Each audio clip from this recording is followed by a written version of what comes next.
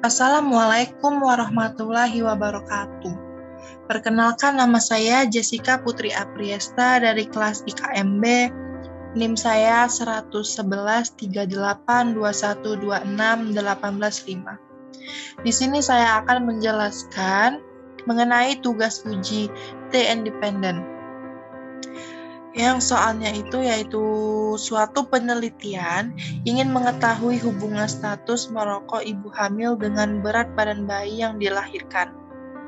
Responden terbagi dalam dua kelompok, yaitu mereka yang merokok 40 orang dan yang tidak merokok 50 orang. Hasil penelitian menunjukkan bahwa mereka yang merokok melahirkan bayi dengan rata-rata 2,9 kg dengan standar deviasi 0,1 kg. Sedangkan mereka yang tidak merokok melahirkan bayi dengan rata-rata 3,2 kg dengan standar deviasi 0,1 kg. Ujilah apakah ibu yang merokok akan melahirkan berat bayi yang lebih rendah dibanding ibu-ibu yang tidak merokok dan diketahui alfa 5%. Di sini HO-nya NIU1 sama dengan NIU2, ibu hamil yang merokok akan melahirkan bayi dengan berat badan bayi sama dengan ibu hamil yang tidak merokok. Dan untuk HA, NIU1 kurang dari NIU2, ibu hamil yang merokok akan melahirkan bayi dengan berat badan lebih rendah dibandingkan dari ibu hamil yang tidak merokok. Diketahui untuk kelompok 1 itu untuk ibu hamil yang merokok dan kelompok 2 untuk ibu hamil yang tidak merokok. Di kelompok 1, N1-nya itu untuk mereka yang merokok adalah 40 orang dan X1 untuk mereka yang merokok melahirkan bayi dengan rata-rata 2,9 kg dan S1 standar deviasinya 0,1 kg. Dan kelompok 2 untuk ibu hamil yang tidak merokok diketahui N2-nya itu yang tidak merokok 50 orang dan X2-nya itu untuk mereka yang tidak merokok melahirkan bayi dengan rata-rata 3,2 kg dan S2 standar deviasinya 0,1 kg.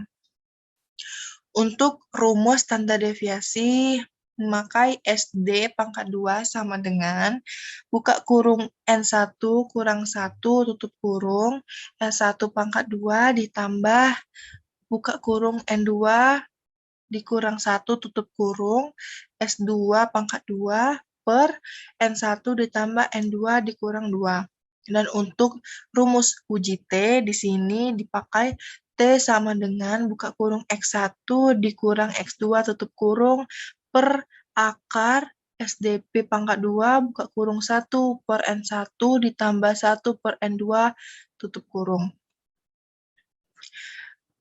Dan untuk penyelesaiannya, uji statistik, T-tes dengan alfa sama dengan 5%, jadi sama dengan ini 0,05 T-table sama dengan A, DF sama dengan N1 tambah N2 dikurang 2.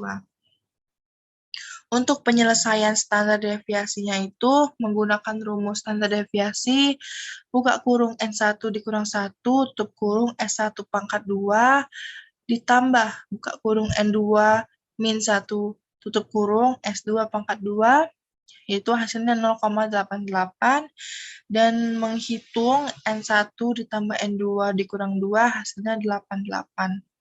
88 ini hasil dari 0,88 ini, dan dipakai rumus akhirnya SDP pangkat 2 sama dengan buka kurung N1 dikurang 1 tutup kurung S1 pangkat 2 ditambah buka kurung N2 dikurang 1 tutup kurung S2 pangkat 2 per N1 ditambah N2 min 0, yaitu hasilnya 0,01.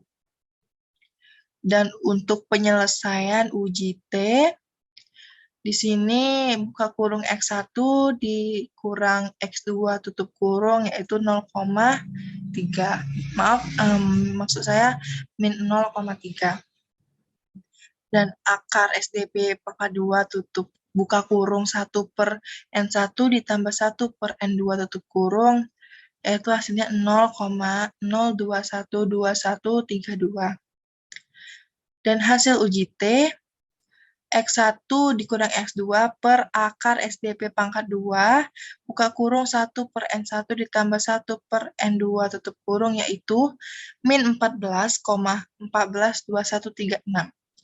Dan keputusannya di sini HO ditolak karena T hitung, buka kurung min 14,142 lebih kecil T tabel, buka kurung 1,662 tutup kurung, atau dikarenakan nilai P-nya itu kurang dari 0,05.